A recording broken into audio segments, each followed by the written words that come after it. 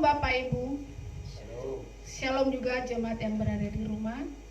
Kita mengucap syukur untuk segala pertolongan Tuhan. Kita boleh ada saat ini, itu semua karena kemurahan Tuhan. Minggu ini adalah minggu perpuluhan di bawah tema mengutamakan kehendak Allah. Kita bersyukur hingga saat ini Tuhan masih memberkati kita. Kita siapkan hati kita untuk masuk dalam hadirat Tuhan. Kita saat teduh sejenak.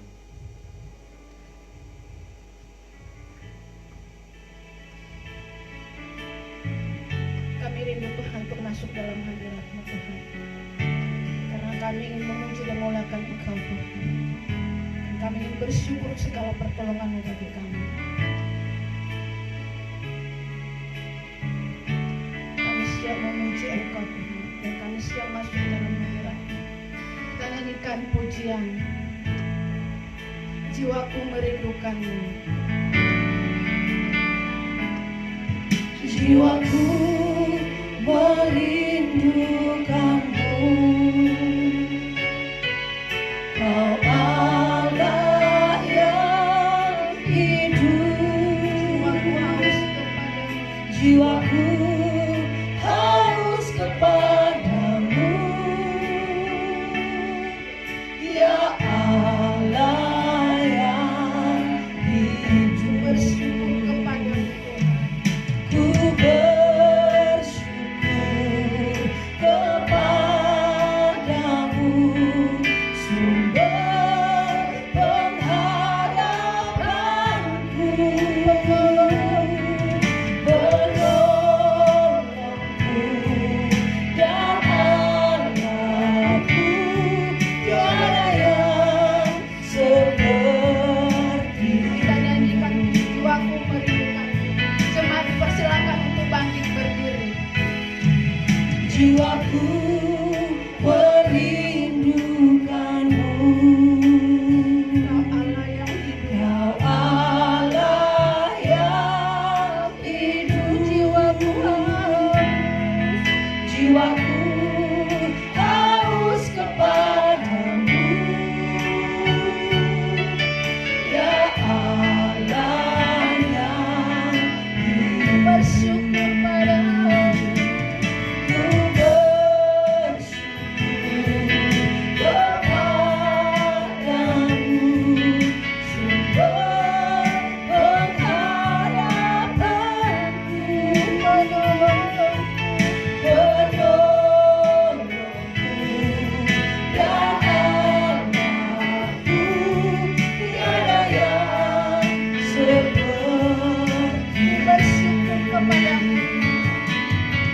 Ku bersyukur kepadamu, sumber pengharapanku, penolongku dan Allahku, tiada yang seperti-Mu.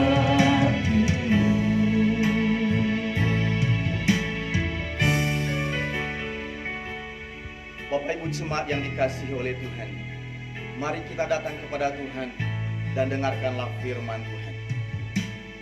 Janganlah kamu menjadi serupa dengan dunia ini, tetapi berubahlah oleh pembaharuan budimu, sehingga kamu dapat membedakan manakah kehendak Allah, apa yang baik, yang berkenan kepada Allah, dan yang sempurna. Pertolongan kepada kita dalam ibadah pada pagi hari ini, dari awal sampai akhirnya, datangnya dari Allah Bapa pencipta langit dan bumi, dalam nama Tuhan Yesus, dan dalam pimpinan penyertaan Roh Kudus. Kiranya damai sejahtera dari Allah dan hadiratnya memenuhi hati dan pikiranmu. Haleluya. Amin. Jemaat dipersilakan duduk kembali. Sebelum jauh kita masuk dalam hadirat Tuhan, kita mau dengan kerendahan hati kita mengaku dosa di hadapan Tuhan. Banyak hal yang kita lakukan yang tidak menyenangkan hati Tuhan. Baik perkataan kita, sikap hati kita, bahkan langkah kita pun kadang tidak menyenangkan hati Tuhan. Mari Bapak Ibu secara pribadi kita mengaku dosa Tuhan setiap kehidupan kita.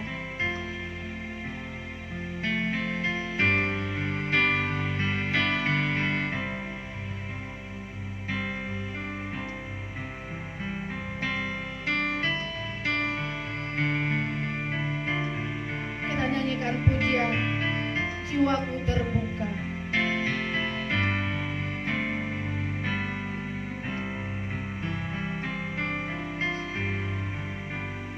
Jiwaku terbuka untukmu Tuhan, selidiki, nyatakan segala perkara,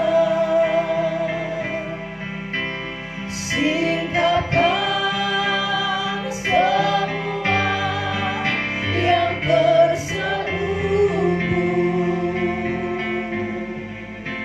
supaya ku layak di hadapanmu Tuhan. Jiwaku terbuka untukmu Tuhan, selidiki, nyatakan segala perkara, singkapkan semua yang terselubung,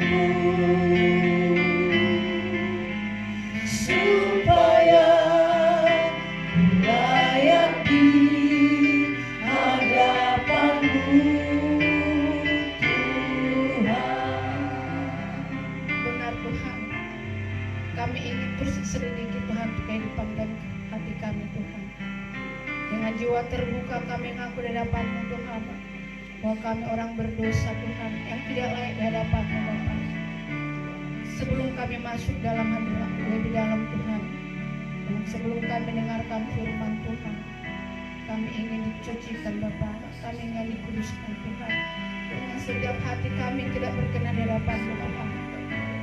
Baik sikap hati kami, perkataan kami, bahkan langkah kami Tuhan, bahkan sikap mata kami memandang orang Tuhan. Untuk itu Tuhan ampuni kami Tuhan, layakkan kami Tuhan di hadapan-Mu Tuhan, sehingga ketika firman yang kami dengarkan boleh kami menikmati dengan dan boleh kami memahami dan mengerti Tuhan, karena kami telah dikuduskan dan disucikan oleh Tuhan Yesus. Terima kasih Tuhan Yesus. Amin. Puji nama Tuhan. Kita bersyukur karena kita boleh memasuki di bulan Juni. Setengah tahun sudah kita, hampir setengah tahun kita memasuki tahun ini. Dan kita layak bersyukur untuk semua kebaikan Tuhan. Dan kita layak bersyukur juga untuk semua pertolongan Tuhan. Kita terus bangkit menyatakan kemuliaan Tuhan. Kita terus bangkit melawan segala kekhawatiran, segala ketakutan untuk menjalani hidup ini. Kita nyanyikan pujian Bangkit Seru Kekame. Kita bangkit berdiri.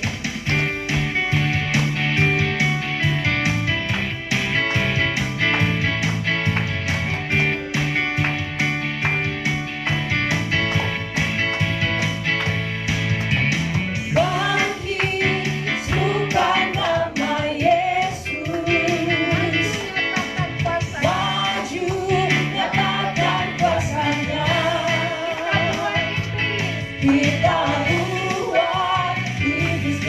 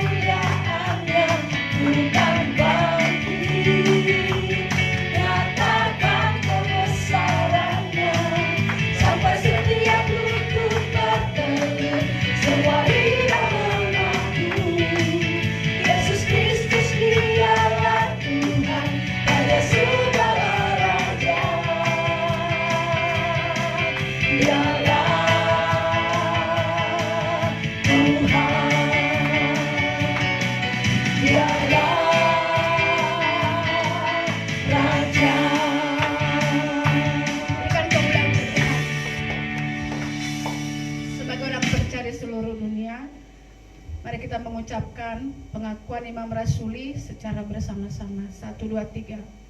Aku percaya kepada Allah, Bapa yang Maha Kuasa, Khalik langit dan bumi, dan kepada Yesus Kristus anaknya yang tunggal Tuhan kita, yang dikandung daripada Roh Kudus, lahir dari anak darah Maria, yang menderita sengsara di bawah pemerintahan Pontius Pilatus, disalibkan, mati dan dikuburkan, turun dalam kerajaan maut. Pada hari yang ketiga, bangkit pula dari antara orang mati, naik ke surga, duduk di sebelah kanan Allah, Bapa yang Maha Kuasa, dan akan datang dari sana untuk menghakimi orang yang hidup dan yang mati. Aku percaya kepada Roh Kudus, gereja yang kudus dan am, persekutuan orang kudus, pengampunan dosa, kebangkitan orang mati, dan hidup yang kekal. Amin. Jemaat pada silakan duduk kembali.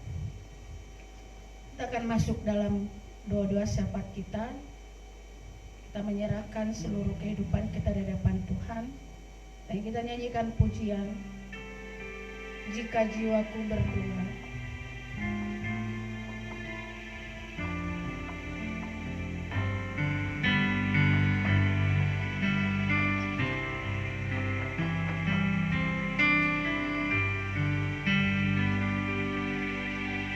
Jika jiwaku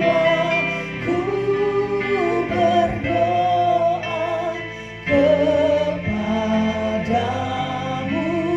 Tuhanku, ajar aku terima saja pemberian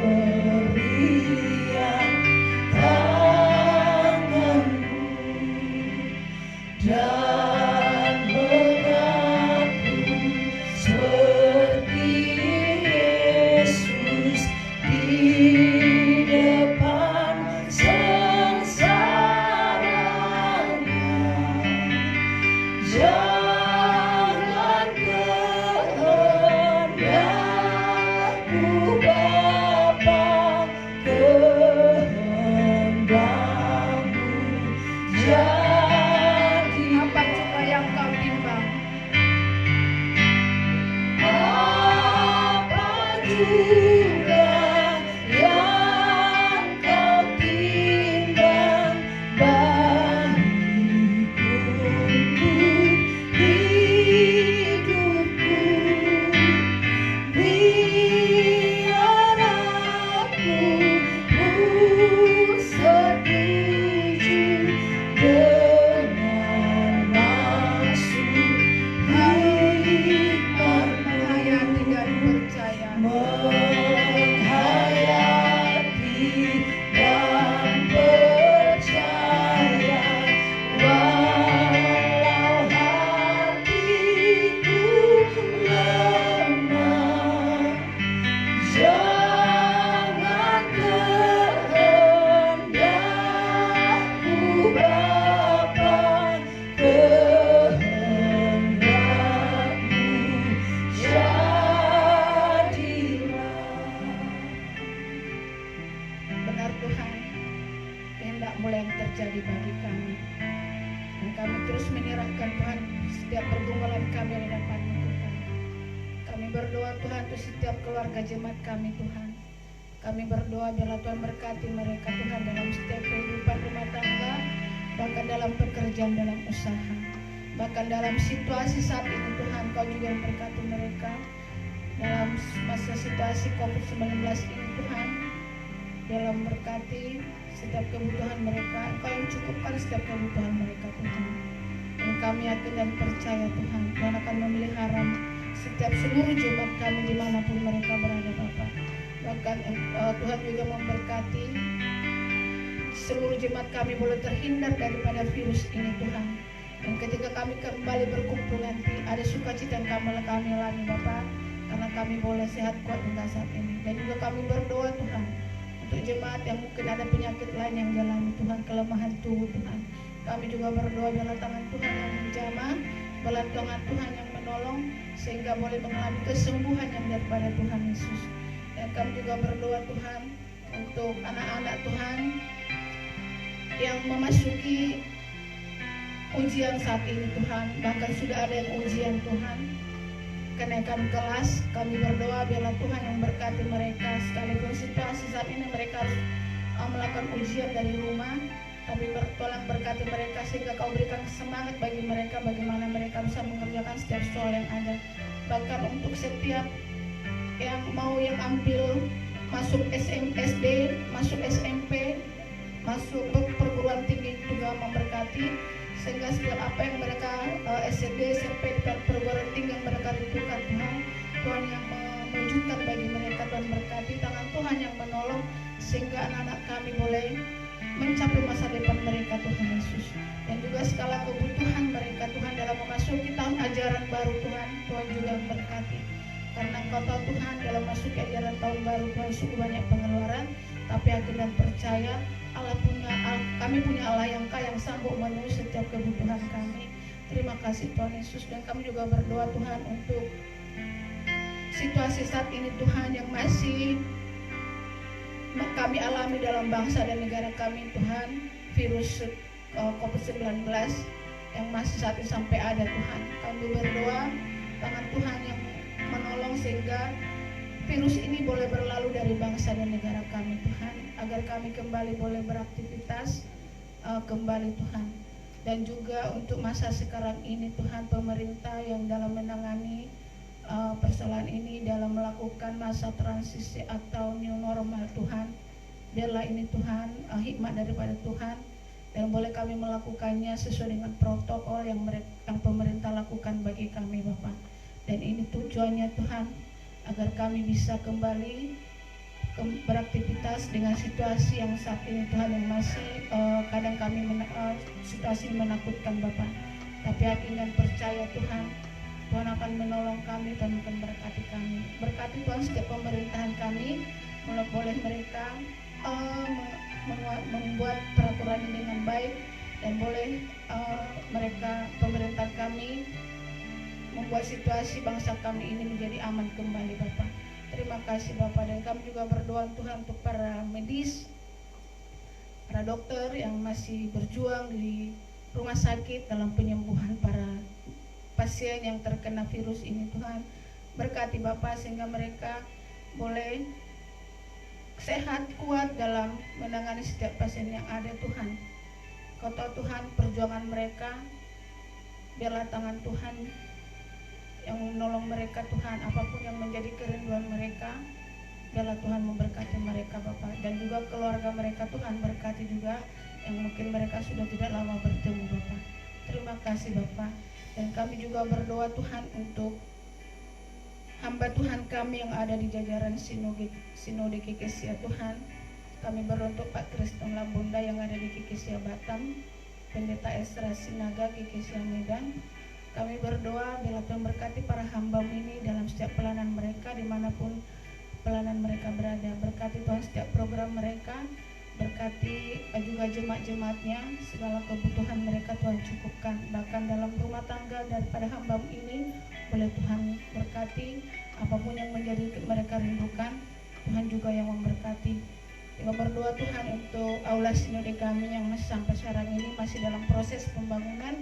Kami berdoa Tuhan yang cukupkan dana-dana yang membutuhkan, dan juga setiap proses pembangunannya Tuhan juga berkati sehingga boleh berjalan dengan baik, dan boleh seperti yang kami rindukan, aula ini boleh berdiri tepat pada waktunya dan indah pada waktunya. Terima kasih Tuhan Yesus. Inilah Tuhan doa kami Tuhan. Kami yakin dan percaya Tuhan, Tuhan akan menolong, Tuhan akan memberkati kami.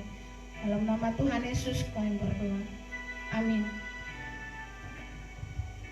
Kita akan mendengarkan firman Tuhan.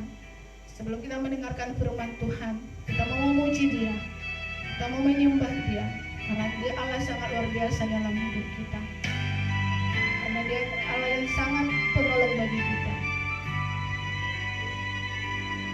Kita nyanyikan pujian Ku Masuk Ruang Maha Kudus. Kami ingin menyembah Engkau Tuhan dalam setiap kehidupan kami. Kita bangkit berdiri. Kita mau siapkan hati kita untuk masuk dalam hadirat Tuhan. Ku masuk ruang Maha Kudus dengan darah anak domba. Ku masuk dengan hati tulus menyembah yang Maha Kuasa. Ku masuk ruang Maha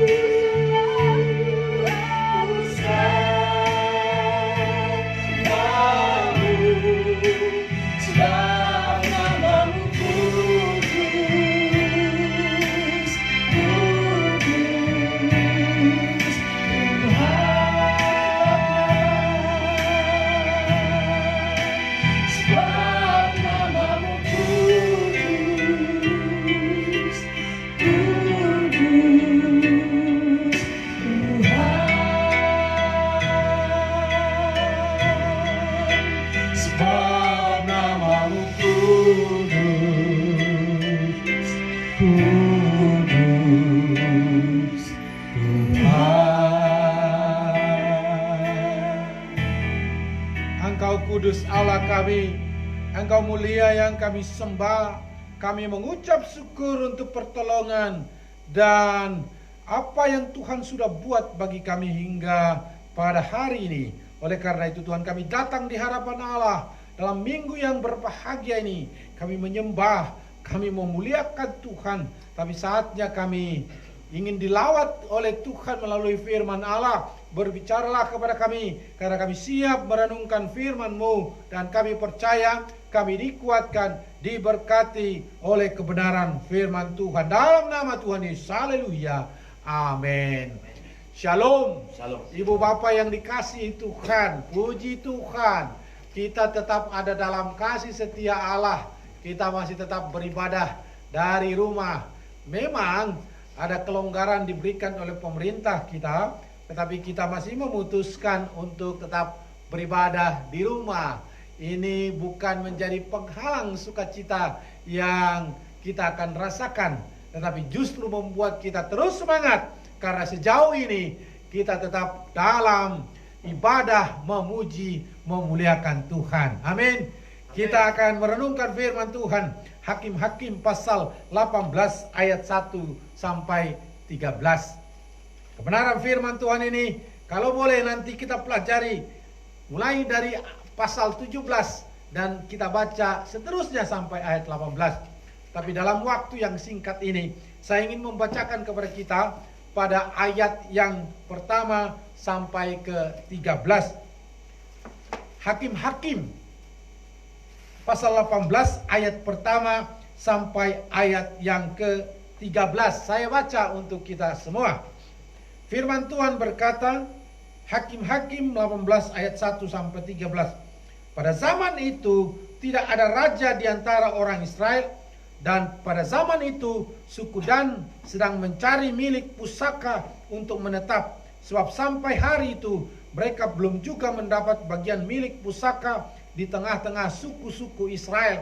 Sebab itu Bani Dan menyuruh dari kaumnya 5 orang dari seluruh jumlah mereka, semuanya orang-orang yang gagah perkasa, yang berasal dari Zora dan Esitaol, untuk mengintai negeri itu dan menyelidikinya, serta berkata kepada mereka, pergilah menyelidiki negeri itu. Ketika orang-orang itu sampai ke pegunungan Efraim, di rumah Mika, bermalamlah mereka di sana. Ketika mereka ada dekat rumah Mika itu, dikenal merekalah logat orang muda suku Lewi itu.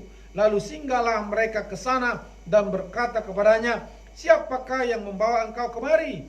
Apakah pekerjaanmu dan urusanmu di sini? Katanya kepada mereka, begitulah dilakukan Mika kepadaku. Ia memanggil aku dan aku menjadi imamnya. Kata mereka kepadanya, tanyakanlah kiranya kepada Allah, supaya kami ketahui apakah perjalanan yang kami tempuh ini berhasil. Kata imam itu kepada mereka, pergilah dengan selamat. Perjalanan yang kamu tempuh itu dipandang baik oleh Tuhan. Sesudah itu pergilah ke-5 orang itu. Lalu sampailah mereka ke Lais. Dilihat merekalah bahwa rakyat yang diam di sana hidup dengan tentram, menurut adat orang Sidon, aman dan tentram. Orang-orang itu tidak kekurangan apapun yang ada di muka bumi, malah kaya harta. Mereka tinggal jauh dari orang Sidon dan tidak bergaul dengan siapapun juga. Setelah mereka kembali kepada saudara-saudara sesukunya di Zora dan Esitaol, berkatalah saudara-saudara sesukunya kepada mereka, apakah yang kamu dapati di sana?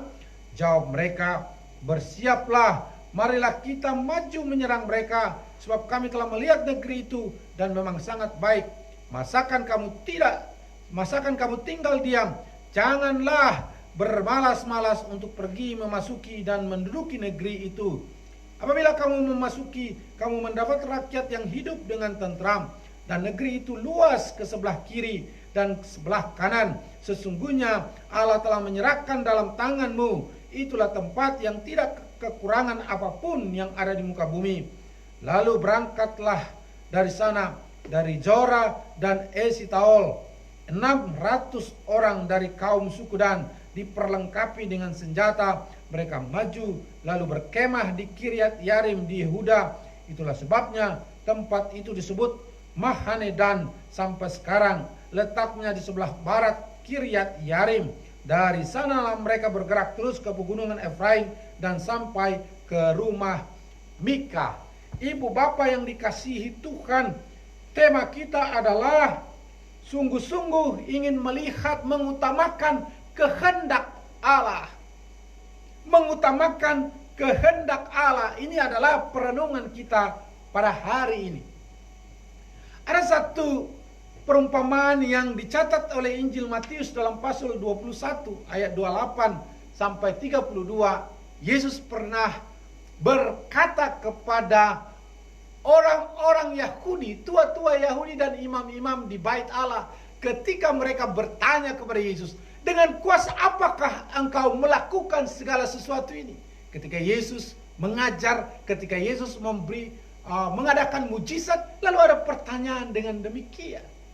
Lalu Yesus berkata, kalau begitu dengan kuasa apakah Yohanes melakukan apa yang dilakukannya? Orang itu tidak bisa menjawab. Lalu Yesus katakan, aku pun tidak akan memberitahu dengan kuasa apa. Tapi Yesus justru memberikan satu perumpamaan. Ada dua orang anak. Ketika disuruh ayahnya pergi ke ladang, pergi untuk bekerja. Lalu yang satu orang dikatakan, pergilah untuk menggarap di ladang. Yang satu berkata, ya Bapak, aku akan pergi. Tapi Yesus berkata di tengah jalan, dia tidak pergi. Dia tidak menuruti perintah ayahnya. Tapi ada satu orang anaknya, perintah yang sama dikatakan, pergilah ke ladang. Lalu berkata, hai, saya tidak mau. Aku tidak mau pergi.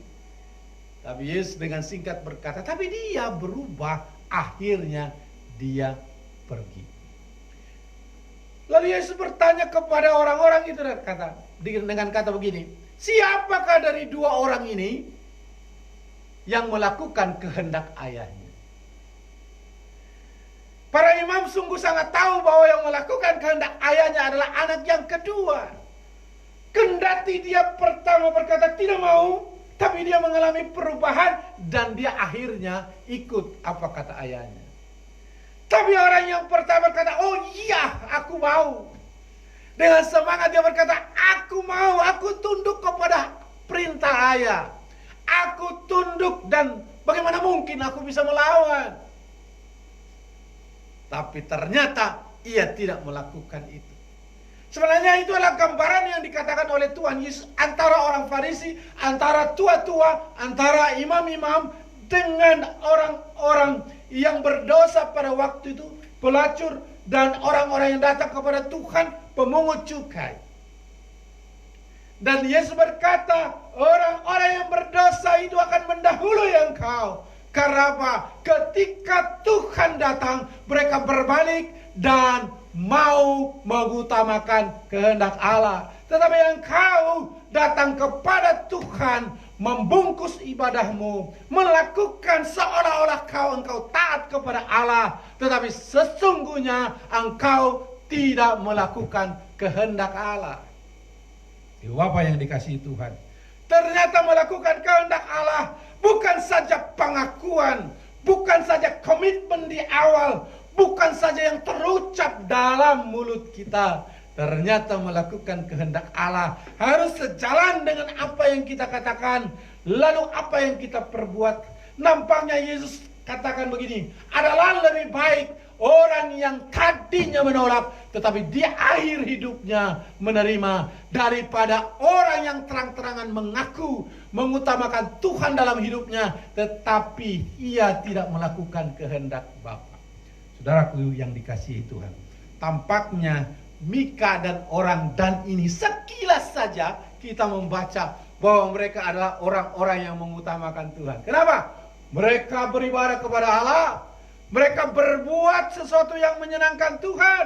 Orang Dan ini hebat sekali. Waktu mereka ingin mengintai satu kota di mana mereka harus tempati sesuai dengan janji Allah. Lalu mereka bertanya, tanyakan kepada Allah, apakah kami bisa berhasil apa enggak? Sepertinya rohani sekali kayaknya. Kelihatannya hidup mereka dituntun oleh Tuhan.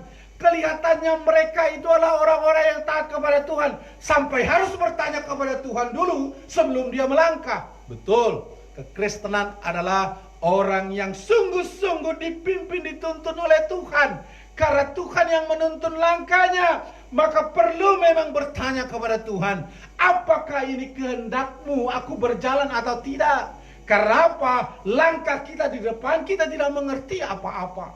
Tetapi ternyata apa yang dilakukan oleh mereka itu adalah bungkusan. Itu adalah bungkusan, bukan inti dari keyakinannya kepada Tuhan. Mereka terbungkus dengan pola hidup yang sesungguhnya sepertinya kelihatan rohani, sepertinya mengandalkan Tuhan, sepertinya mencari Tuhan, tetapi sesungguhnya tidak. Orang yang mengutamakan Tuhan adalah orang yang sungguh-sungguh di awal hidupnya, tapi dengan cara hidup yang benar dan mengikuti langkah-langkah selanjutnya berkenan kepada Tuhan. Kalau begitu, dalam kesempatan ini ternyata umat Tuhan tidak selalu mengikuti kehendak Allah. Tetapi umat Tuhan seringkali merasa mengikuti kehendak Allah, padahal bukan. Mengapa terjadi demikian? Kapan umat Tuhan sesungguhnya tidak tunduk kepada Allah? Dari teks ini kita baru mengetahui kita pun bisa kemungkinan tidak tunduk kepada Allah manakala melakukan yang benar dengan ukuran sendiri, sebagaimana yang dilakukan oleh Mika yang tercatat dalam pasal 17 ayat 6. Saya bacakan untuk kita. Dalam pasal 17 ayat 6, pada zaman itu tidak ada raja di antara orang Israel, setiap orang berbuat apa yang benar menurut pandangannya. Ini menarik. Tidak ada raja, tidak ada pemimpin, maka semua orang berbuat apa yang benar menurut pandangannya masing-masing. Memang masa hakim-hakim itu adalah masa yang paling campur aduk. Memang betul kata Amsal, kalau tidak ada pemimpin, kacaulah bangsa. Sebenarnya begini, kalau tidak ada penasehat, kacaulah sebuah bangsa. Kalau tidak ada orang yang berkata tentang kebenaran dalam hidup umat Tuhan, kacaulah umat Tuhan. Dan hakim-hakim memang mengungkapkan keadaan umat Tuhan yang kacau, karena mereka hidupnya kacau, lalu dikacaukan oleh bangsa-bangsa sekitar. Bayangkan saja Mika berdiri, lalu dia menganggap dirinya paling benar, maka dia buat cara ibadahnya menurut ukurannya sendiri. Pada waktu itu bukan hanya Mika, dan semua orang melakukan kebenaran versi masing-masing. Bayangkan saja kalau setiap umat Tuhan merasa benar versinya masing-masing, tidak ada ukurannya. Ukurannya adalah aku pikir aku benar, maka aku lakukan. Itulah yang terjadi dalam dunia modern sekarang ini. Orang berpikir dia benar, maka dia lakukan. Itu yang terjadi di dalam dunia orang-orang yang sungguh-sungguh melakukan kebenaran, bukan ukuran firman, bukan ukuran peraturan, bukan. Aku merasa benar dan tidak ada yang merepotkan orang lain, itulah kebenaran. Saudara yang dikasihi Tuhan, idola-idola kita di dunia ini yang kita kagumi karena mereka berprestasi mungkin di banyak hal, yang kita kagumi sebagai pesepak bola, yang kita kagumi sebagai artis. Banyak sekali contoh hidup mereka yang menganggap paling benar. Coba lihat biografinya. Orang bisa hidup bersama tanpa ikatan pernikahan. Itu adalah model yang dipertontonkan bagi kita hari-hari belakangan ini dalam dunia modern. Orang bisa punya anak dengan hidup bersama tanpa suatu aturan yang mengikat pernikahan yang resmi. Dan mereka itu biasanya merayakan Natal. Dan mereka itu biasanya beribadah kepada Tuhan dan berangkat ke gereja. Saudaraku yang dikasihi Tuhan, apa yang terjadi? Merasa benar. Ukuran kebenarannya adalah apa yang dipahami. Itulah yang terjadi dalam masa hakim-hakim. Tidak seperti apa yang dialami pada waktu Musa dan Yosua memimpin mereka. Firman Allah yang menjadi patokan, sehingga firman Allah itu menjadi ukuran apa yang harus dilakukan oleh umat Tuhan.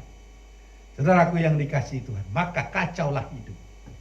Manakala kita dipimpin oleh kebenaran menurut kita, maka kacaulah hidup kita.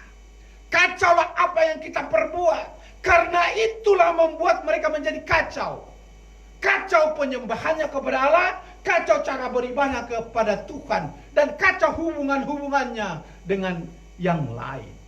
Saudaraku yang dikasihi Tuhan, padahal Tuhan mengatakan yang mengatur hidup kita adalah firman Allah. Di manakah manusia bisa membenarkan dirinya? Di manakah manusia yang mempunyai kebenaran yang bisa mengatur dirinya? Karena urusan manusia bukan persoalan urusan saya dengan orang lain, urusan saya dengan diri sendiri, tetapi urusan saya dengan Tuhan, urusan saya dengan sesama, urusan saya dengan diri sendiri. Jadi ukuran kebenaran tidak ada dalam diri saya. Ukuran kebenaran selalu ada dari atas, dari Tuhan. Maka ukuran itu yang kita harus pakai, umat Tuhan yang dikasihi Allah. Manakala hidup kita mulai mengatur diri sendiri, awas, hati-hati, kekacauan akan datang. Biarlah Tuhan yang mengatur hidup kita. Biarlah Tuhan yang memimpin hidup kita. Biarlah kebenaran yang membungkus seluruh kehidupan kita.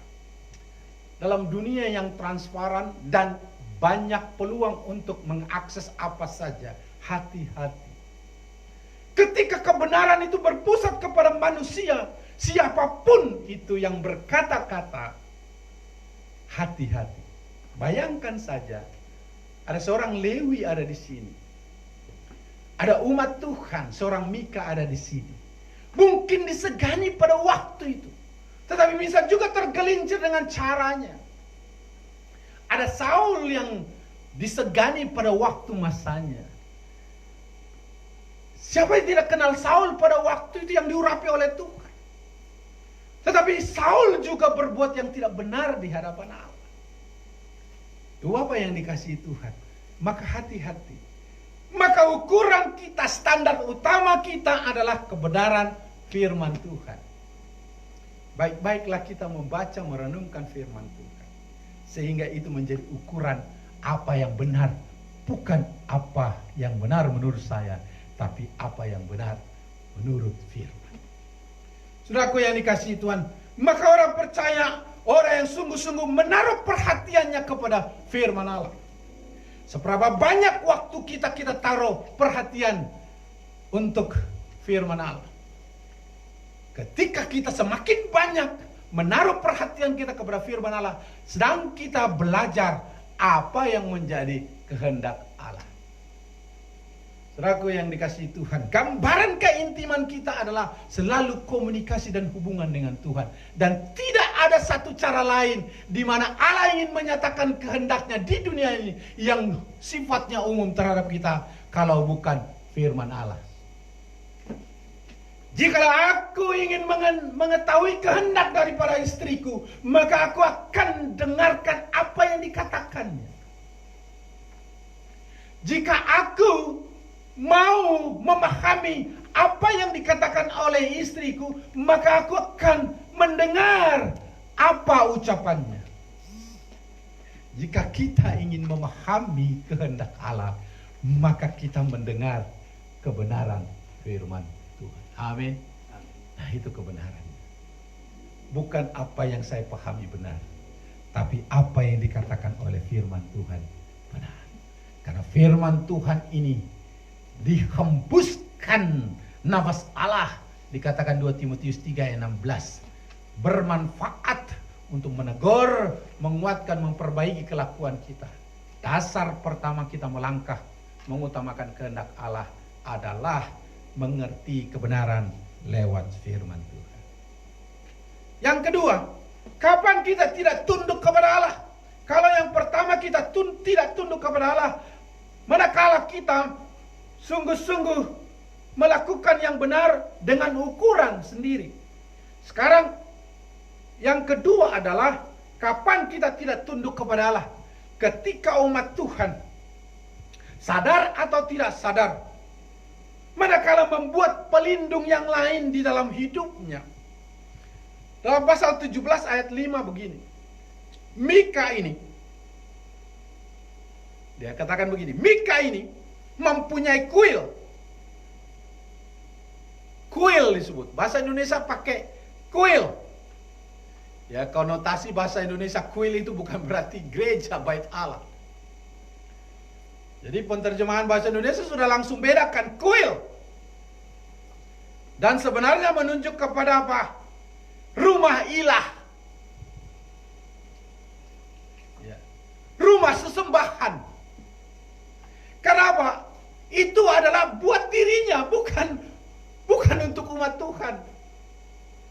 Kalau zaman modern kita lalu membagi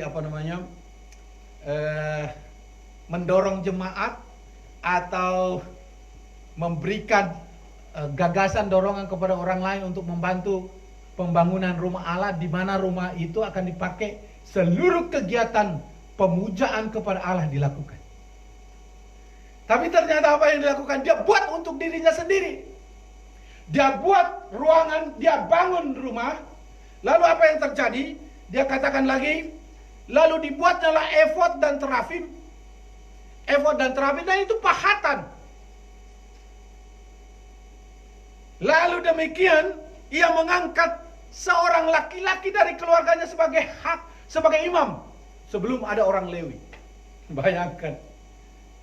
Imam itu berasal dari keturunan Harun yang diangkat oleh Allah. Bayangkan, Allahnya dibuat sendiri, bangunannya dibuat sendiri, imamnya dibuat sendiri. Ini dia mengadopsi dari cara penyembahan orang-orang pada waktu itu karena ingin mereka melihat Allah yang kelihatan. Tidak puas mereka mendengarkan cerita tentang kebenaran bahwa Allah itu yang memimpin umat itu menyeberangi Laut Tebrau, membawa mereka di tanah Kanaan. Tidak puas. Mereka harus melihat dalam wujud tertentu. Itu pun pernah terjadi jauh sebelumnya, nenek moyangnya Harun melakukan itu. Tapi Tuhan Allah mengampuni dia. Ibu bapak yang dikasihi Tuhan, bayangkan kalau memang orang merasa benar sendiri di hadapan Tuhan, maka dia akan buat polanya sendiri. Pola menciptakan Allah bagi dirinya. Masyarakat modern juga menciptakan Allah bagi dirinya. Masyarakat modern mungkin tidak menciptakan Allah bagi dirinya bentuk seperti apa yang dilakukan Mika. Memang barangkali ada beberapa yang masih tetap ada pemujaan di tempat-tempat lain. Memang barangkali masih ada orang yang percaya bahwa takhayul dengan kita menyapu semua dari depan ke belakang itu berarti berkat ada. Jadi misalnya begini, jangan menyapu dari dalam keluar. Kalau dari dalam keluar itu berarti berkatnya keluar. Jadi kita harus menyapu dari dalam, dari luar ke dalam supaya apa? Berkatnya masuk. Kalau beli rumah jangan tusuk sate. Wah, itu enggak ada berkat di situ. Nah, jadi orang Kristen kalau udah tusuk sate langsung beli, itu biasanya murah. Kalau beli rumah atau tinggal apartemen jangan lantai 4. Jangan lantai 13. Nomornya jangan 13. Tempat kami dulu di Depok nomornya itu 12A. Karena nggak ada 13. Sebenarnya 12A itu sama dengan 13. Langsung saya pilih itu memang 12A. 13 itu namanya. Karena itu angka sial. Memang masih ada masyarakat modern memahami itu. Masyarakat modern masih ada memahami begini. Kalau mau melangkah dari luar itu harus langkah kanan. Jadi kalau langkahnya kiri berarti berkatnya nggak ada di luar. Jadi waktu sial barangkali dia kecelakaan, dia pikir begini. Jangan-jangan saya langkah kiri tadi ya. Waktu jualannya tidak laku dia berkata, wah ini jangan-jangan karena saya langkahnya kiri. Lalu ada orang berkata, waktu jualan saya seringkali antar istri ke pasar atau sendiri ke pasar. Lalu tiba-tiba pagi-pagi jual ikan. Saya yang pertama, lalu dia bilang laris manis plus. Saya pernah bertanya, apa hubungan dengan laris manis dengan habis jualan? Nggak ngerti, pokoknya itu aja yang dilakukan. Itu adalah masyarakat modern yang memahami. Bahkan ada juga masyarakat modern yang memahami bahwa apa yang dilakukannya itu adalah berkat dari nenek moyangnya. Maka waktu kalau agak susah hidupnya, serat rezekinya, apalagi masa COVID-19. Coba dulu, habis COVID-19 kita pulang kampung dulu, perbaiki dulu kuburan opung. Jangan-jangan berkatnya tidak diberikan. Coba bayangkan kalau setiap kita pulang ke kampung COVID-19 karena pemikiran itu, apa yang terjadi? Ibu Bapak yang dikasihi Tuhan, kapan kita tidak melakukan kehendak Allah, manakala membuat pelindung bukan Tuhan, tetapi apa yang menurut kita benar, bukan apa yang menurut Alkitab benar. Keadaan ini membuat mereka memang takut kepada Allah. Tapi karena ketakutan kepada Allah itu dengan cara apa? Caranya sungguh-sungguh melampaui yang Tuhan kehendaki. Saudaraku yang dikasihi Tuhan, dengan apa orang ingin mencari hidupnya dengan damai? Orang bikin, mungkin bukan seperti lagi dengan cara Mika dan suku Dan, ya. Tetapi mereka mencoba mengatur hidupnya dengan apa yang mereka punya, mengandalkan apa yang mereka simpan, mengutamakan apa yang mereka sedang kerjakan, menganggap itulah tumpuan segala kehidupannya. Saudaraku yang dikasihi Tuhan, kata firman Allah, jika perhatianmu kepada apa yang kau miliki, maka itulah Allahmu. Tempo hari saya sudah pernah menyampaikan antara Mamon dan Allah. Sebenarnya Mamon itu mamona, antara uang dan Allah. Apapun yang melampaui Allah itu adalah Mamon. Jadi saudaraku yang dikasihi Tuhan, kebenaran firman Tuhan ini mengajak kita, kalau kita ingin sungguh-sungguh mengutamakan Allah, maka biarlah Allah yang menjadi pelindung kita yang utama. Amin. Bukan tahayul, bukan filsafat, tetapi Tuhan yang menjadi pelindung, bukan nasihat nenek moyang. Apalagi kita selalu pengennya itu adalah nasihat orang mati. Nah itu dia, pesan-pesan orang mati. Tidak semua pesan orang mati itu harus dituruti. Tidak semua pesan orang mati harus dituruti. Kalau semua pesan orang mati dituruti, habislah kita, bukan? Sesuatu yang benar, yang baik dinasihati waktu hidupnya, kerjakan. Tetapi kalau sesuatu yang tidak baik, tidak perlu harus kita kerjakan. Sesuatu yang membangun, nasihatnya kita lakukan. Tetapi kalau tidak membangun, bahkan ya, mengganggu hubungan kita dengan Tuhan, maka itu harus ditolak. Karena yang paling utama bagi kita adalah mendengar nasihat Allah daripada nasihat orang mati. Ibu Bapak yang dikasihi Tuhan, kebenaran ini mengajak kita melihat bahwa Allah yang akan menjadi pelindung kita. Yang ketiga, kapan kita menolak kehendak Allah dalam hidup kita, manakala kita mengatur ibadah untuk kepentingan sendiri.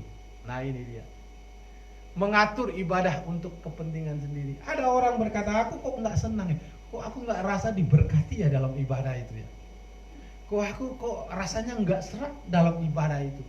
Kadang-kadang orang berpikir ibadah itu hanya untuk saya stres di rumah maka saya beribadah supaya saya pulih gitu ya kan, saya dikuatkan gitu ya. Jadi apa bedanya antara ibadah dengan nonton bioskop, antara ibadah dengan cuci mata, antara ibadah dengan mall? Kalau hanya untuk kepuasan diri. Dalam ibadah itu menyangkut dua. Ada hubungan kepada Allah, di mana kita bercakap-cakap kepada Tuhan, di mana kita berbicara kepada Allah, di mana kita memuji Tuhan, memuliakan Dia, dan Dia menjadi prioritas utama di situ. Ibarat orang yang sedang konser, musik, arah kamera, arah sorot lampunya tidak pernah kepada pemain bass, apalagi pemain gendangnya, nggak ada itu. Semua fokusnya adalah kepada sang penyanyinya. Dia adalah fokus utamanya. Dalam ibadah, fokus utamanya adalah Allah. Semua orang yang terlibat dalam ibadah itu adalah penggerak yang olehnya semua orang tertuju kepada siapa yang hadir di situ. Dan kita paham, pada waktu kita beribadah dalam kehadiran Allah, Dia hadir dalam ibadah itu, maka Dialah yang paling utama dalam ibadah. Itu yang terjadi. Apakah itu yang terjadi dalam kehidupan Mika dan orang Dan pada waktu itu? Tidak. Lalu kita pahami bahwa waktu mereka bertanya, tadi didasari oleh keinginan bahwa merasa benar sendiri, lalu melakukan kebenaran itu menurutnya. Cara ibadahnya diatur, perlengkapannya diatur, bahkan menggaji imam palsu. Karena orang Lewi tidak selalu harus imam. Semua orang Lewi memang pelayan di bait Allah, tetapi tidak semua orang Lewi sebagai imam. Hanya keturunan Harunlah yang menjadi imam. Tidak ada keterangan apakah pemuda ini adalah keturunan Harun, tapi dia hanya seorang Lewi. Bayangkan kekacauan itu. Kalau dia bukan keturunan Harun, apa haknya dan tanggung jawabnya mewakili keluarga daripada Mika? Apa haknya dan tanggung jawabnya mewakili suku Dan? Tapi jelas motivasinya. Dia adalah pendatang. Yang kedua, dia sebut, aku digaji, aku dibayar untuk itu. Lalu waktu Dan mengatakan, diambil nanti bacaan setelah itu dalam pasal 18 ayat 18 dan 20 disebut di situ bahwa ketika orang Dan itu mengambil semua perlengkapan di kuil Mika, terafim, sesembahannya, pahatannya diambil, termasuk imamnya. Lalu imam itu, apa yang kau perbuat? Kata imamnya itu, diamlah, berhenti berbicara, jangan banyak ngomong, kira-kira begitu.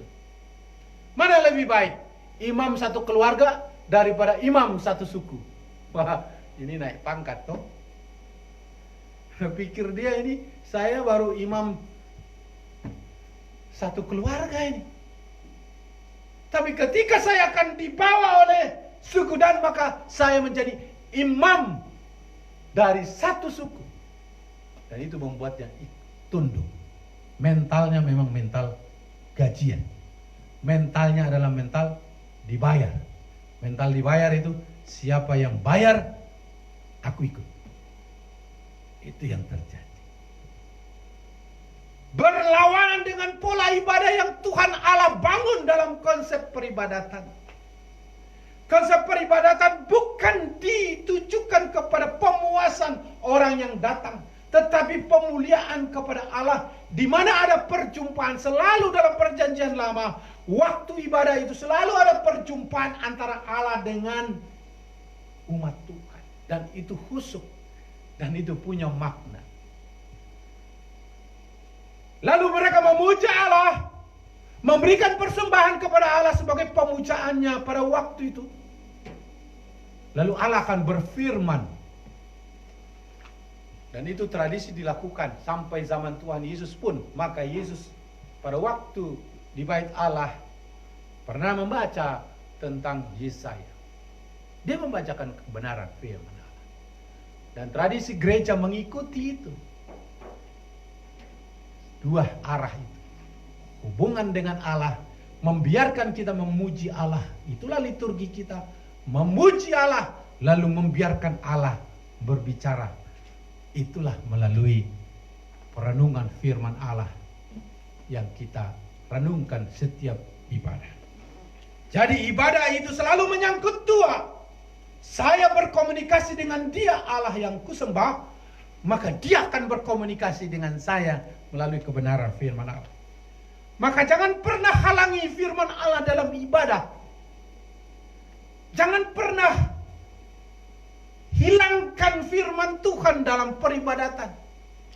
Kan sudah ibadah, singkat-singkat saja, puji-pujian saja, sudah firman Tuhan tidak perlu. Itu bukan ibadah konsepnya. Konsep ibadahnya harus ada dua arah komunikasi. Saudaraku yang dikasihi Tuhan, kebenaran ini mengajak kita, kalau manakala kita mengatur ibadah untuk kepentingan diri sendiri, maka sesungguhnya kita tidak melakukan kehendak Allah. Tetapi ternyata kita melakukan ibadah kalau untuk memuliakan Allah, mengagungkan Tuhan, dan mengizinkan Dia bercakap-cakap, berbicara kepada saya, maka itulah ibadah yang sejati, yang menyerahkan hidup kita kepada Allah. Semuanya sudah include di dalam Yesus Kristus. Dia sebagai imam mewakili kita kepada Allah.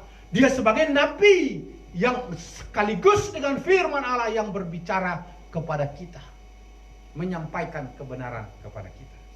Maka sekali lagi, fokus dalam setiap peribadatan kita adalah Tuhan Yesus. Maka marilah kita lakukan setiap ibadah kita dengan maksimal. Maksimal dalam ukuran kapasitas kemampuan kita, bukan ketidakmampuan kita. Kalau kita beribadah di rumah, buatlah dengan maksimal, dengan apa yang kita butuhkan.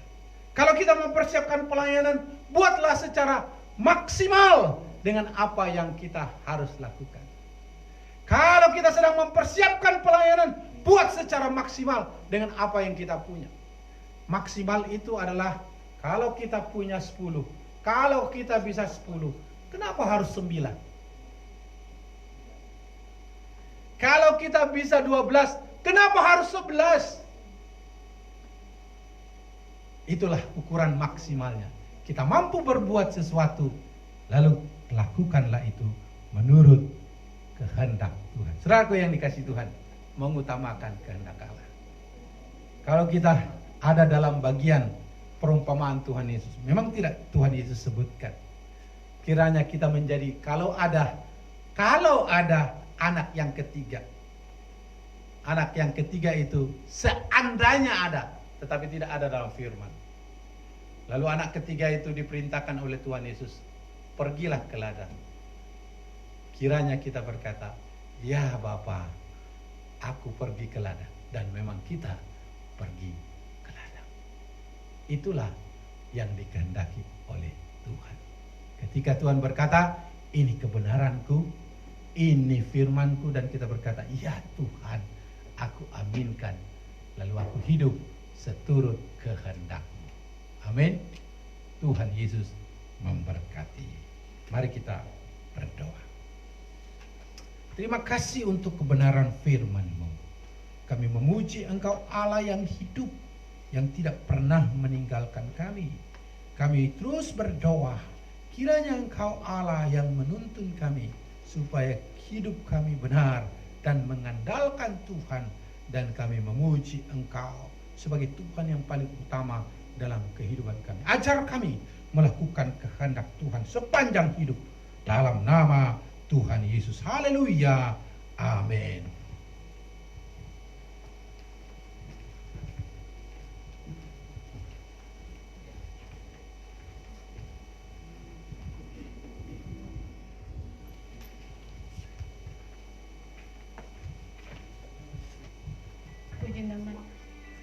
Puji nama Tuhan. Kita sudah diberkati lewat firman Tuhan. Sebagai rasa syukur kita akan memberikan persembahan. Minggu ini adalah minggu perpuluhan. Bagi Bapak Ibu yang ingin memberikan perpuluhan atau persembahan yang di rumah, nomor rekening ada di laporan keuangan warta kita. Jadi kalau Bapak Ibu mau memberikan perpuluhan atau ada persembahan ibadah di rumah, silakan mentransfer ke nomor rekening di Kesia yang ada di warta keuangan. Di nama Tuhan, kita akan menyanyikan pujian sambil kantong kolektor dijalankan. Besarkan nama Tuhan.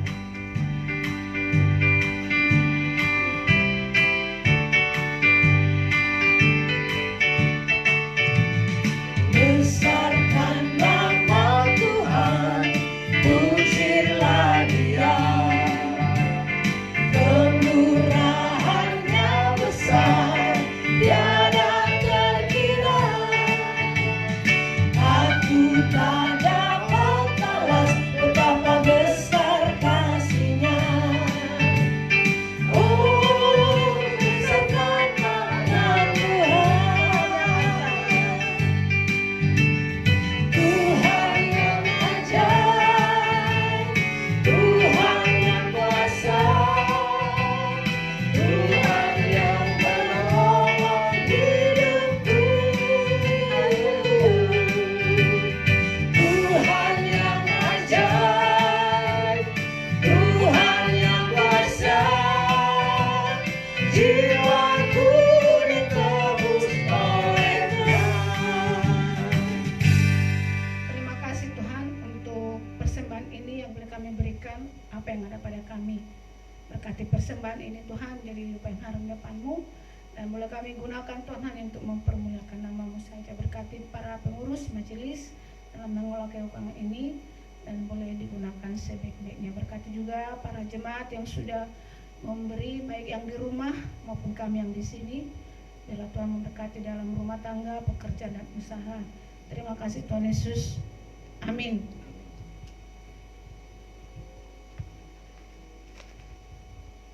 Puji nama Tuhan, ibadah kita sudah selesai. Firman yang sudah kita dengarkan dengan tema mengutamakan kehendak Allah.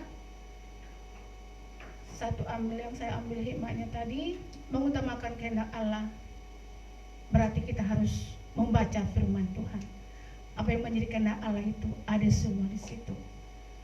Dan satu lagi yang saya sangat memberkati tadi firman Tuhan, dan saya merasa tersentuh bahwa terkadang kita melakukan hidup ini seakan-akan kita melakukan kehendak Allah, tapi pada nyataannya tidak. Jadi saya sangat terberkati sekali dengan firman ayat Tuhan. Biarlah firman Tuhan yang kita dengarkan boleh menjadi rema dalam kehidupan kita dan boleh kita lakukan dalam kehidupan kita. Kita nyanyikan pujian, ajarku mengerti segala rencananya.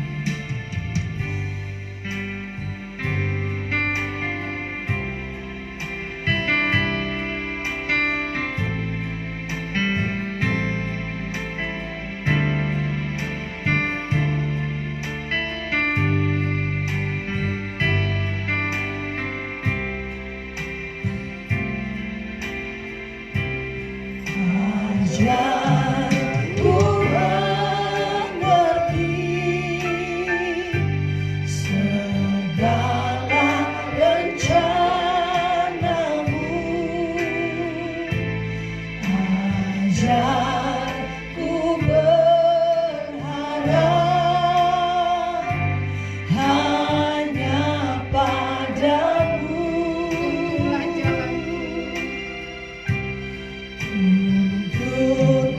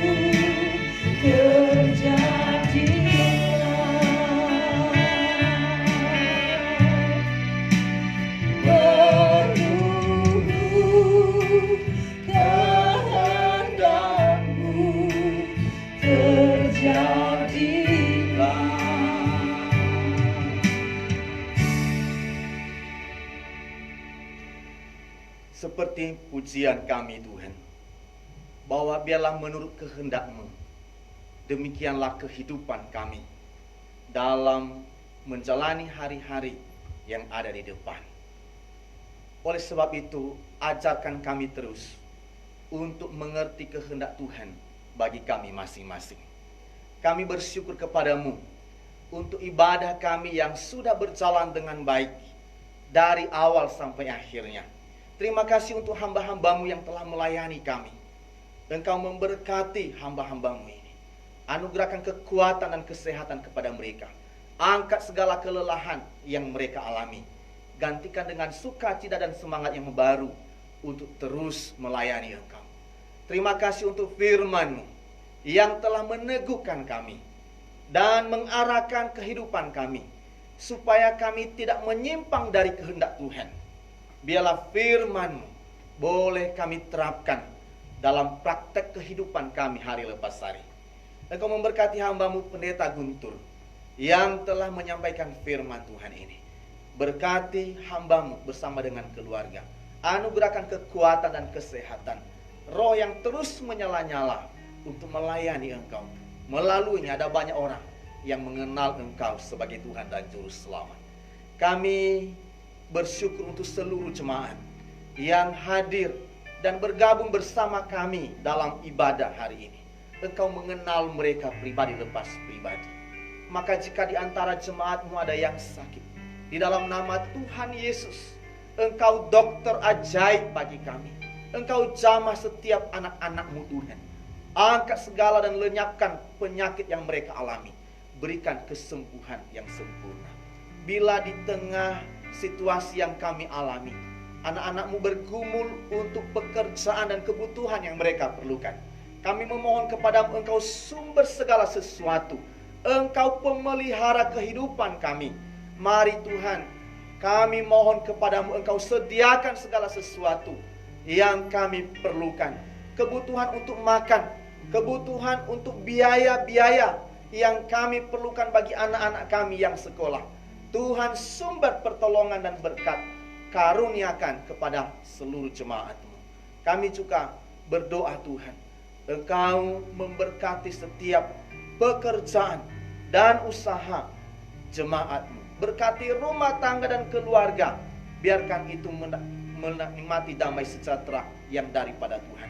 Kami bersyukur untuk jemaat yang berulang tahun dalam minggu ini. Kami bersyukur anak Mateo Valerian Harian Novianto, Bapak Nicholas Tobing, Seren Luciana, Abigail Sihombing. Kami bersyukur anak-anak-Mu boleh bertambah usia dalam minggu ini. Tuhan, kami doakan anugerahkan kekuatan dan kesehatan. Tuhan, bawa anak-anak-Mu ini untuk semakin mengasihi Engkau dalam hidup mereka, semakin menyenangkan hati-Mu seluruh kehidupan mereka. Apapun yang mereka rencanakan, Tuhan campur tangan, buatlah segala sesuatu berhasil dalam kehidupan anak-anak-Mu. Engkau juga memberkati seluruh jemaat-Mu, orang tua kami yang sedang menjalani usia indah mereka. Engkau memberkati Bapak Haning, Ibu Mary, Ibu Rosmida Tambunan, Bapak Ibu Mulana Tobing, Ibu Lucia Parengkuan, Bapak Ibu Albert Nadeak, Ibu Yohanes, Ibu Reni Pardede, Ibu Siagian, Ibu Supina, Ibu Delima Siahaan, Ibu Sri Wahyuni Sarpan, Ibu Tiarma Tobing, Bapak Ibu Sigalingging, Bapak Bastian Hutapea, Ibu Herlina Pardede, Ibu Sompi, Pak Ferry Tobing, Bapak Ibu Joni Tanuwijaya, Bapak Ibu Impun, Bapak Ibu Matius, Ibu Jenny. Kami serahkan dalam tangan Tuhan. Berikan kekuatan dan kesehatan kepada mereka. Anugerahkan berkat-Mu, sukacita dan damai sejahtera-Mu memenuhi kehidupan hamba-hamba-Mu.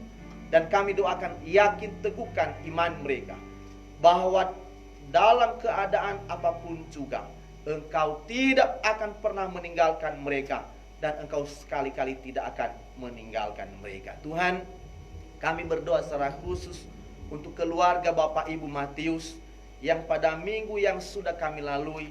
Tuhan, izinkan Engkau telah memanggil anak yang mereka kasihi Kami doakan untuk Bapak Ibu Matius bersama seluruh keluarga besarnya. Anugerahkan penghiburan, kekuatan yang daripadamu. Angkat duka cita yang mereka alami, gantikan dengan kekuatan yang baru dan damai sejahtera yang daripadamu.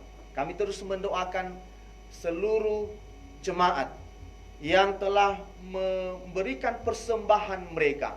Kami bersyukur bersama dengan Saudara T07, Y03, Saudara NN, Ibu Indrawati, juga saudara kami Fenris yang memberikan persembahan sulung. Kami bersyukur untuk setiap persembahan-persembahan yang telah kami kumpulkan, baik pada hari ini maupun minggu yang lalu. Terimalah setiap persembahan anak-anak-Mu yang telah menyampaikan persembahan mereka dengan penuh sukacita. Anugerahkan segala berkat-Mu melimpah atas kehidupan mereka, terlebih dalam setiap pekerjaan dan usaha yang mereka lakukan, agar anak-anak-Mu terus melimpah dengan syukur kepadamu. Terima kasih Tuhan. Kami juga bersyukur untuk persembahan yang telah diberikan oleh anak-anak-Mu dalam mendukung aksi dana sosial jemaat. Kami bersyukur untuk Saudari Sri Ganda, Bapak Manulang, dan saudara-saudara yang lain yang telah memberikan persembahan mereka, turut ambil bagian mendukung aksi dana sosial selama pandemi ini. Engkau anugerahkan segala berkat-Mu atas mereka. Engkau anugerahkan sukacita. Jadikan saudara kami ini menjadi alat di tangan Tuhan untuk terus menjadi berkat bagi banyak orang untuk kemuliaan nama Tuhan. Terima kasih Tuhan. Kami semua anak-anak-Mu yang telah beribadah kepada-Mu pada hari ini, berkati kami semua. Biarlah Tuhan mengaruniakan kami perlindungan. Engkau memberikan kami kekuatan, kesehatan. Jauhkan kami dari segala sakit penyakit. Dan biarlah perlindungan Tuhan yang sempurna, itulah yang menjadi bagian kami. Terpujilah Engkau Bapa. Inilah doa dan syukur kami. Kami serahkan sepenuhnya dalam tangan Tuhan. Seluruh hidup kami sepanjang seminggu ke depan. Pimpin dan sertai kami. Dan biarlah kehidupan kami melakukan apa yang Engkau kehendaki, supaya melalui kehidupan kami Tuhan ditinggikan dan dimuliakan. Inilah doa kami naikkan dalam nama Yesus yang telah mengajarkan kami berdoa. Ya Bapa kami yang di surga, dimuliakan nama-Mu, datanglah kerajaan-Mu, jadilah kehendak-Mu di bumi seperti di surga.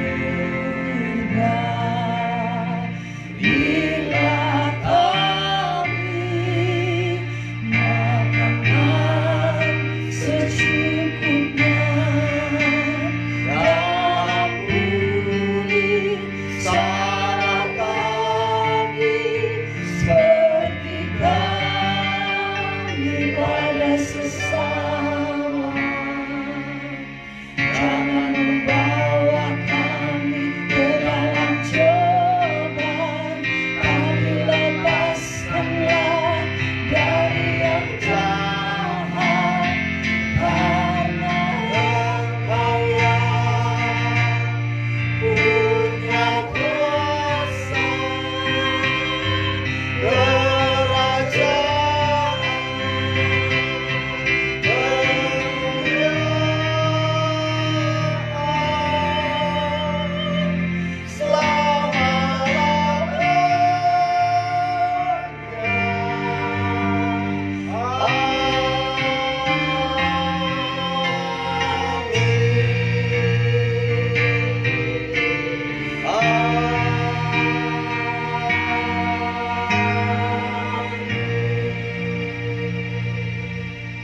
Saudara-saudara seluruh jemaat yang dikasihi dan diberkati oleh Tuhan, pulanglah dalam damai sejahtera. Ingat serta lakukan firman Tuhan yang kau dengar hari ini, dan arahkan hatimu kepada Tuhan Yesus sumber segala berkat itu, dan terimalah berkatnya. Tuhan memberkati engkau dan melindungi engkau. Tuhan menyinari engkau dengan wajahnya dan memberikan engkau kasih karunia-Nya.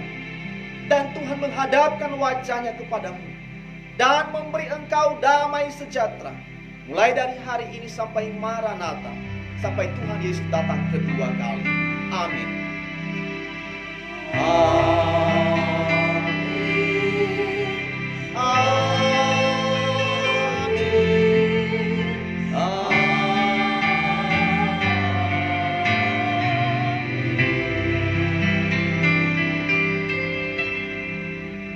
Jemaat disilakan duduk dan kita tutup dalam saat teduh kita masing-masing.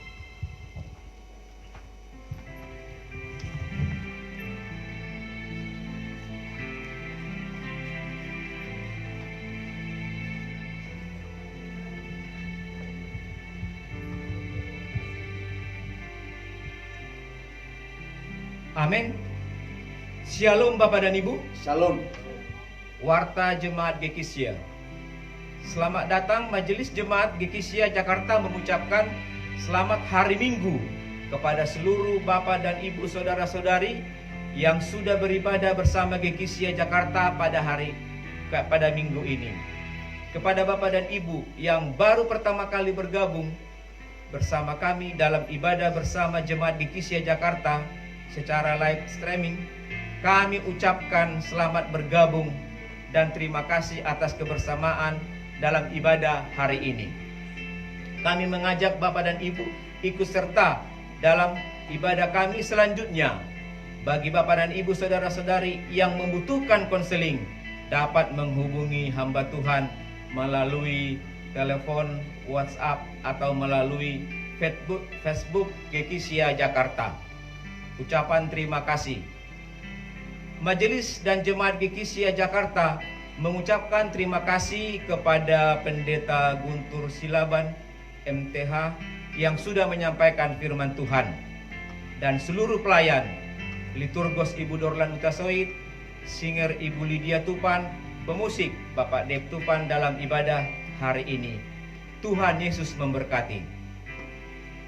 Majelis Jemaat mengucapkan terima kasih kepada para donatur untuk bantuan sosial kepada jemaat selama masa pandemi.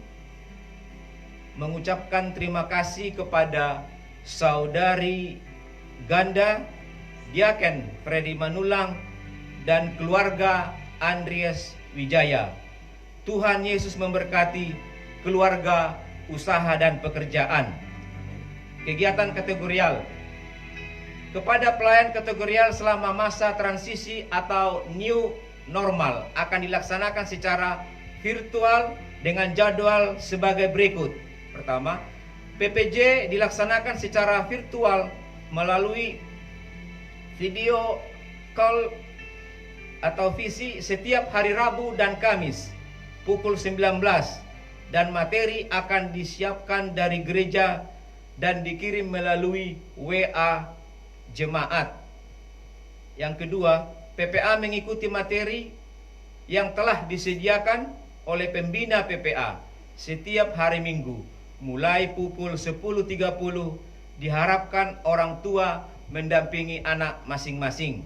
Yang ketiga, PPMMG dan PPR dilaksanakan secara virtual setiap Sabtu mulai pukul 19 WIB via Zoom. Yang keempat, PPW dilaksanakan secara virtual setiap hari Jumat pada pukul 13 WIB via Zoom. Ibadah Raya. Ibadah Minggu tanggal 14 Juni 2020 akan dilaksanakan live streaming via Facebook Gekisia Jakarta pada pukul 19 seperti yang saat ini. Demikian warta jemaat. Tuhan Yesus memberkati. Amin.